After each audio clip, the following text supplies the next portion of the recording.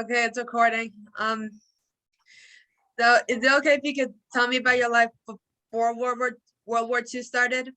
Okay, yeah, I was just a teenager, back in Chicago, and just going to school. That was pretty much it.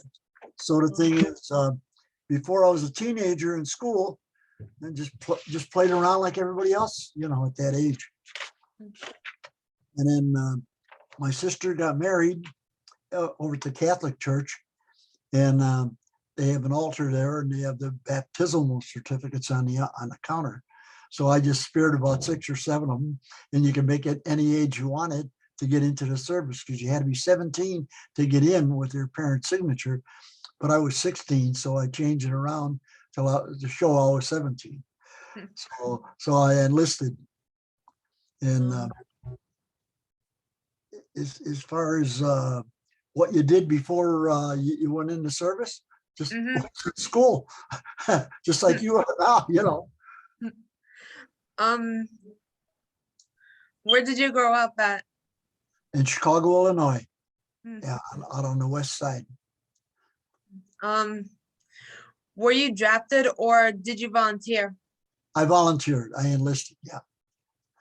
What was the training like for you? Oh, it was up at Great Lakes. It was cold, January at boot camp, and it was just you did what you were told, and hoped that everything went along all right. Yeah. Which unit were you assigned to? Well, what it was in boot camp, you go through boot camp training, and then we went down to Camp Bradford down in Virginia, and then you were assigned to an amphibious unit and stuff like that. That's what a Higgins boat is, the ones where the guy goes into the beach. You got 36 guys in your boat, and you drop the bow doors, and then they do the invading. So that's pretty much what it was. When you completed boot camp training, where were you deployed? Down to Camp Bradford, Virginia. Okay. Where did you go after camp? After the camp in Virginia? Well, we went up to Newport, Rhode Island, for training and shakedown cruise on what they call an LST. What we did. Now let's see. Wait a minute. When we left Camp Bradford, yeah, we went to Indiana. Yeah, we went to Indiana and the Mississippi River to pick up our ship LST. Long. We call it long slow target.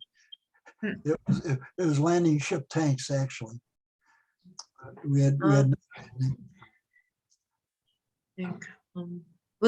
Did you make any friends when you were in military training?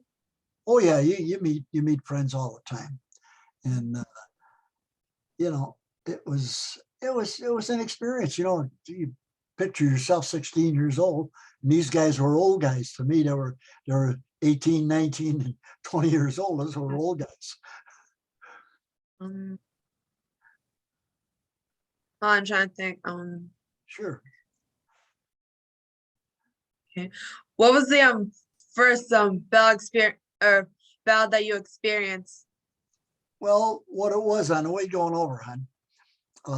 When we were in Camp Bradford, we trained on the LCVPs, and those are the ones where you have 36 guys in your boat, and you take them into the invasion. So we trained on that, and when we went up to Rhode Island, and we shipped out on what they call a shakedown cruise out of Rhode Island, and then we went down to the Mississippi and got on our ship down in Indiana, and went down to Mississippi and to New Orleans, and then we started to go overseas. And on the way going overseas, we were in some battle zones, and two of our what a coxswain is. He's the guy that runs the boat, runs the LCVP. And what happened? Two of our coxswains got killed, and the skipper captain called me up and said, "Rondo, I like the way you handle the boats. you want to be a coxswain? I says, oh, yes, sir. You know, sure. That was a step up above what I was. I was fireman first class then. And so I was a Navy coxswain then. And our first invasion, we went to a bunch of different islands, but our first invasion was like 9 o'clock in the morning. That was Iwo Jima. And about 3 o'clock in the morning, they give you a big steak dinner if you can eat it, but everybody was so shook up and nervous that, you know, just a few guys could eat. So I got my LCVP alongside the LST, and all the troops started coming over in the netting and stuff like that into my boat, and we headed into the beach. Going into the beach, it takes you 3-4 hours to get in. You know, we got in there at 9 o'clock in the morning, but on the way going in, everything, all hell broke loose all around you. Everything was just pretty wild. Even the guys that had a lot of experience were shook up, you know. But I'm cutting a lot of things out of it. But before we hit the beach, they had what they called UDT, underwater demolition team, and they'd put in the Japs would put in obstructions and stuff like that.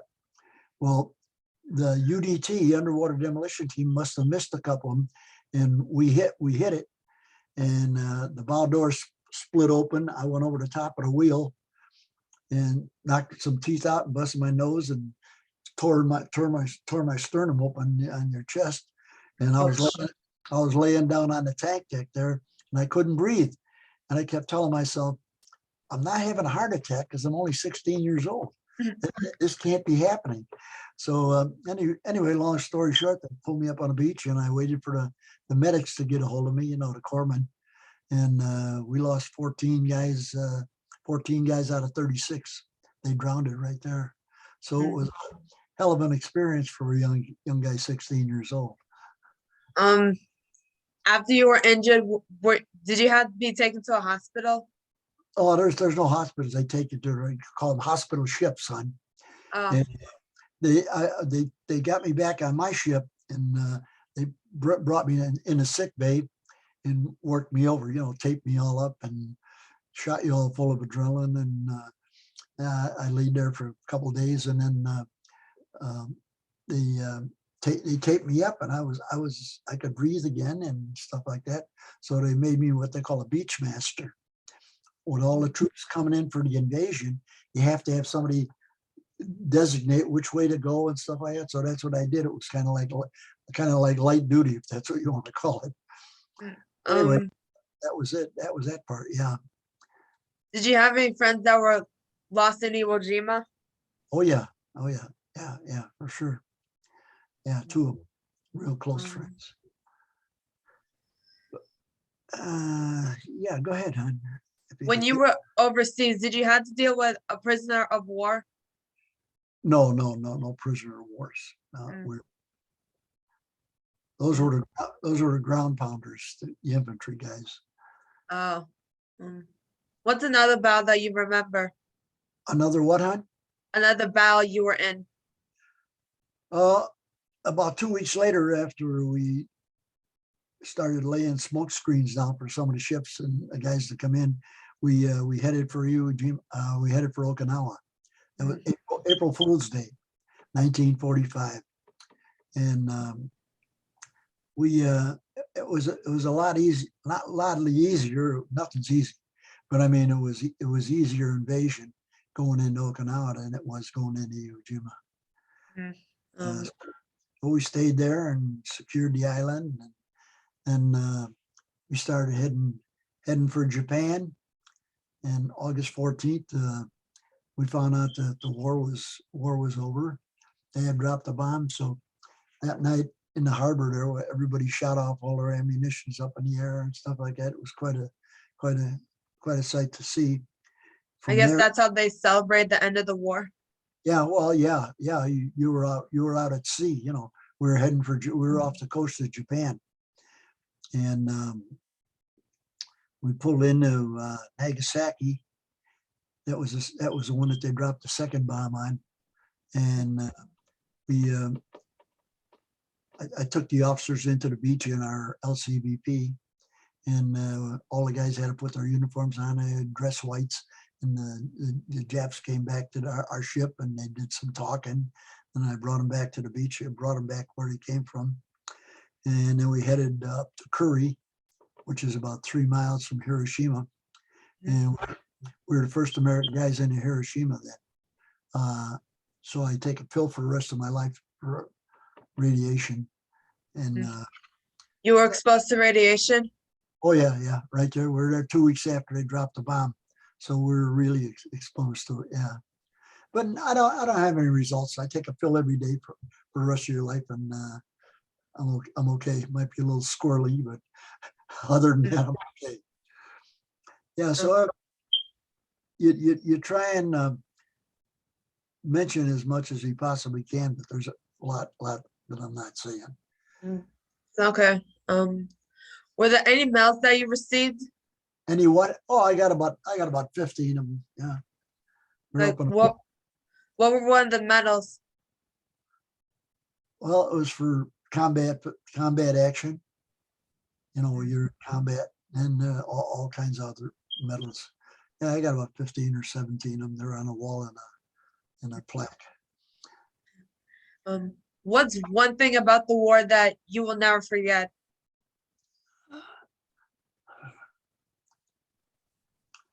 Forget the guys that you loved and lost, and you know, I have flashbacks about once a month, even after all these years. You know, flashback is something that you remember that was real traumatic in your life. You know, and it doesn't go away.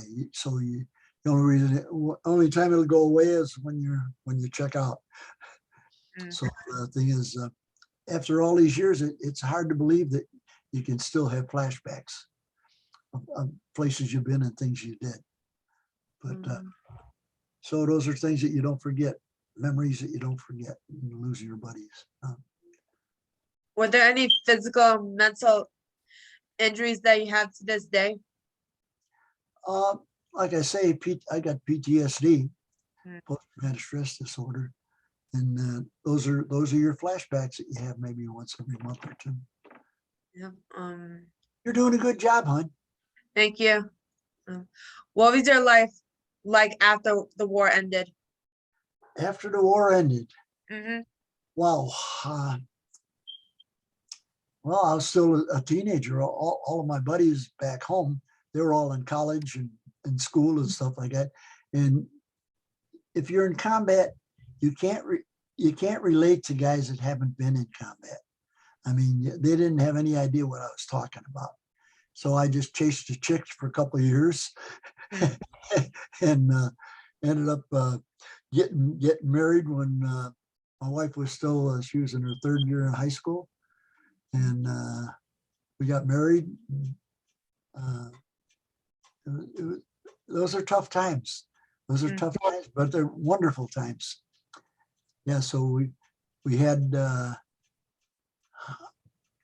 back then, when you're married, and but a couple of years later, we had a couple of kids. And back then, if you had 1 or 2 kids, they told you right out, we don't rent to people with kids. So you could never get a place to live. So they had what they call a Quonset hut. You know what a Quonset hut is? It's kind of a round dome. And all the veterans lived in the Quonset huts that, that needed a place to live. So we lived in a Quonset hut, and it was really tough finding a place to live, but we finally, my wife's dad was a carpenter, and he knew a guy that built these, and he got us into one of Quonset huts, $32.50 a month rent. And there, in the center where all the veterans lived, there was probably 120 kids. Wow. Yeah, so I mean, it was a zoo, But I mean, it was, you were growing up. We had our first kid when she was 16 years old. Wow. So it's a long way off from your style, girl. From the life you're living. Were there any ceremonies that you went to honoring World War II veterans like yourself? Oh yeah, they had the big ones back in DC. They'd have 500-600 people, white gloves and candles and the whole 9 yards. Everybody who was anybody was. This is a couple of years ago. Anybody who was anybody was there. All the generals, all the admirals, all the commandants, they were all there. And one of the moments that was the scariest moment of my life was we were there for about 4 or 5 days visiting everybody and telling a lot of war stories. And the night of the big party, everybody was in their suits and everybody was there. And there's a stage up there, and all the brass was up there. The admirals, the generals, the commandants, everybody was up there, and they had a little book. And the guy that run the whole show, he comes up to me when I came down there, and he said, "Rondo," he says, "you're up on a stage. You're the fourth speaker." Wow. I said, "Whoa!" There's like 600 people out there, and I said, "You got to be kidding me." He says, "No," he says, "you're the fourth speaker up there." I says, "Well, hey, all these generals and admirals, everybody, they got prompt notebooks there telling them what to say and what questions to ask." I said, "What am I going to do?" I said, "I'll just PBE, play it by ear, So So you had to wing it? yeah. So I winged it, and you picture yourself. I was I don't know how long I was in by that time. But anyway, you're looking out in the audience of about 600 people, 700 people. And I was, pretty shook up. And so we get down, and each brass, each admiral or general had a little pamphlet, and they knew what they were going to say and the questions they were going to ask. So I just winged it. I said, "Hey, I'm just a enlisted combat vet." And I told how old I was. I says, "And this is what I saw." So I told them the story that I just told you. And after it was all over, they all come over and put their arms around you and said, "Good job, kid." So it was a scary moment, but it was something to really be remembered. Scary, but worth it. Pardon me? So the moment was scary, but worth it.